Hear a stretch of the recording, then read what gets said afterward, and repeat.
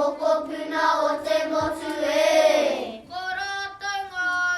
Nā ngā puna ngā tua whakarere mai raro e. Ngā tamariki mo ko puna tai atu ki te kura wānanga, ki te kura akoranga. Hei tutika, hei tutahi, hei a pai ara tau mahi kura e. Ko tō mātou whare nui, ko tō mātou whare pā, taka whare kai.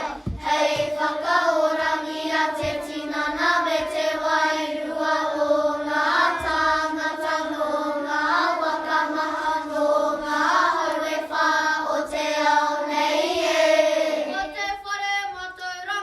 I te reo rangatira no te pura tuarua o rua moe. Ko te whānau nei, ko te pura pura pai.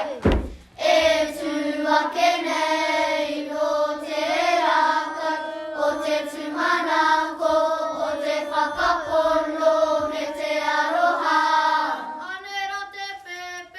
Ko te whānau nei, ko rangi toto te maunga, ko te raki pai whenua ko